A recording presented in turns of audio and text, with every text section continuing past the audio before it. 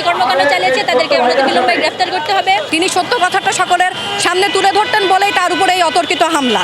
এই রাজধানী নিরাপত্তা, এই সারা বাংলাদেশের জানমালের নিরাপত্তা, আইনশৃঙ্খলা নিরাপত্তার দায়িত্ব কার? স্বরাষ্ট্র উপদেষ্টার। হাদি ভাইয়ের উপরে যে হামলাটা হয়েছে, স্বরাষ্ট্র উপদেষ্টার যদি ব্যর্থতা না থাকে তাহলে কোনোভাবেই হাদি ভাইয়ের হামলাকারী দেশ থেকে পালিয়ে ভারতে যেতে পারে না।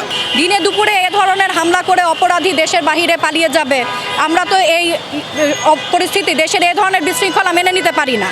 আমরা দ্রুত হাদি ভাইয়ের যে তার উপর অতর্কিত আক্রমণ হলো তার আমরা সঠিক বিচার দাবি করছি। তার সঠিক বিচারের দাবিতেই মূলত আমরা রাজপথে নেমেছি। আমরা জনদুর্ভোগ কিংবা জনভোগান্তি সৃষ্টি করতে চাই না।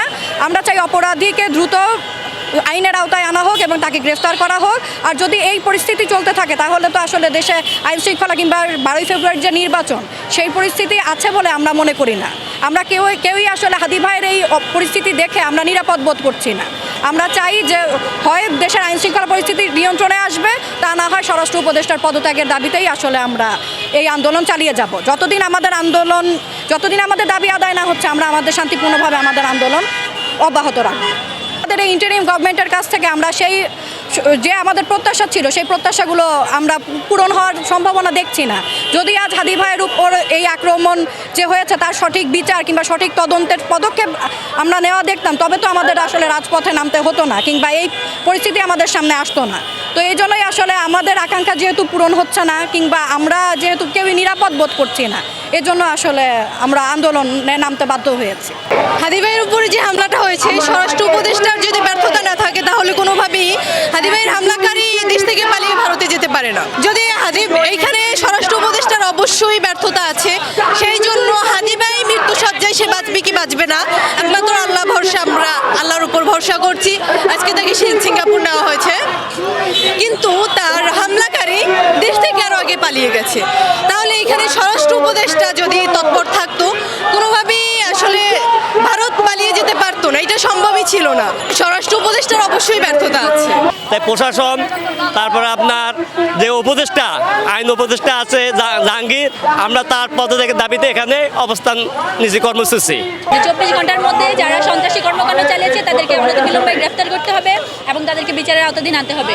কিন্তু আমরা লক্ষ্য করেছি 24 ঘন্টা অতিক্রম হয়ে যাওয়ার পরেও কোনো ধরনের স্টেপ আমরা দেখতে পাচ্ছি না, যার কারণে আজকে আমরা ব্লকেট করতে, কর্মসূচি করতে বাধ্য হচ্ছে যে হাদি ভাইয়ের উপর যে বর্বরচিত হামলা হয়েছে, সন্ত্রাসীদেরকে অনতিবিলম্বে গ্রেফতার করে তাদেরকে বিচারের আওতাধীন আনতে হবে এবং স্বরাষ্ট্র উপদেষ্টা রাষ্ট্রের নাগরিকদের যে বেসিক বিষয়, নিরাপত্তার বিষয়টি সেটি নিশ্চিত করতে অক্ষম হয়েছেন। এবং এই যে নিরাপত্তাহীনতা, সেই জায়গায় তাদেরকে, যারা সন্ত্রাসী তাদেরকে ধরতে কিংবা তাদেরকে বিচারের আওতাধীন আনতে এখন পর্যন্ত অক্ষম হয়েছেন। সেই জন্য আমরা চাই স্বরাষ্ট্র উপদেষ্টা জাহাঙ্গীরের পদত্যাগ। ইনসাফের বাংলাদেশ, দুর্নীতিমুক্ত বাংলাদেশ গড়ার উদ্যোক্তা, জুলাই বিপ্লবীর মহানায়ক জনাব ওসমান হাদি ভাই গুলিবিদ্ধ হয়েছেন। আজ 4 দিন হয়ে গেল উনি জীবন মৃত্যু সন্ধিক্ষণে বাংলাদেশ এভার কেয়ার হসপিটালে চিকিৎসাধীন আছেন। কিন্তু আমাদের প্রশাসন, আমাদের সরকার এই 21 শতাব্দীর তথ্য প্রযুক্তির বাংলাদেশের, তথ্য প্রযুক্তির এই পৃথিবীতে এখন পর্যন্ত এই খুনিকে ধরতে সক্ষম হয় নাই, এই খুনিকে গ্রেপ্তার করতে পারে নাই। এবং খুনিকে যারা ইন্ধন দিয়েছে, খুনিকে যারা মদতপুষ্ট জুগিয়েছে, তাদের কাউকে এখন পর্যন্ত আইনের আওতায় আনা হয় নাই। এই 4 দিন হয়ে গেল দিনে দুপুরে প্রকাশ্য দিবালোকে একটা রাজধানী থেকে একটা এলিট ক্যান্ডিডেটকে গুলি করে যদি একটা খুনি পালিয়ে যায়, তাহলে এদেশের সার্বভৌমত্ব, এদেশের সাধারণ মানুষের জানমালের নিরাপত্তা কোথায়? এই দায়িত্বটা কার? এই রাজধানী নিরাপত্তা, এই সারা বাংলাদেশের জানমালের নিরাপত্তা, আইনশৃঙ্খলা নিরাপত্তার দায়িত্ব কার? স্বরাষ্ট্র উপদেষ্টার। আপনারা জানেন, আমাদের শ্রদ্ধেয় সম্মানিত সাংবাদিক ভাইয়েরা কিছুদিন আগে তাকে প্রশ্ন করেছিল যে আইনশৃঙ্খলা পরিস্থিতি কীরকম। উনি বলল আলু পেঁয়াজের দাম কেজিতে 35 টাকা করে বেড়ে গেছে। তো এরকম একটা মেন্টাল পাগলকে, এরকম একটা অদক্ষ অযোগ্য ব্যক্তিকে, যার স্মৃতিশক্তি কম, যে কানে শুনে কম, তাকে এই স্বরাষ্ট্র মন্ত্রণালয়ের মধ্যে একটা সেন্সিটিভ, একটা গুরুত্বপূর্ণ মন্ত্রণালয়ে বসিয়ে রাখা হয়েছে। এটা আমি মনে করব জাতির সাথে একটা হাস্যকর ঘটনা। ওনাকে বলে আইনশৃঙ্খলা, উনি আইনশৃঙ্খলার বাহিনীর প্রধান, উনি আইনশৃঙ্খলা নিয়ে গবেষণা করবে, এটার উন্নয়নের জন্য গবেষণা করবে, কথা বলবে, পরিকল্পনা করবে, আর উনি বলে কি আলু পেঁয়াজের দাম কেজি প্রতি। তো এইরকম একটা পাগলকে, এরকম একটা অদক্ষ ব্যক্তিকে এই মন্ত্রণালয়ে মানায় না।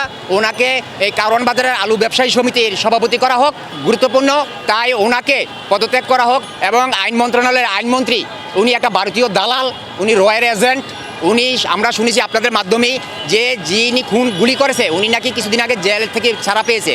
তো উনি কিভাবে জেল থেকে ছাড়া পেলো আর জেল থেকে ছাড়া পেয়ে এই খুনটা করলো? তার মানে রাষ্ট্র জানে যারা তাকে বের করেছে তারা এই হাদিকে খুন করার উদ্দেশ্যে তাকে জেল থেকে বের করেছে, এটাই তো প্রতীয়মান হয়।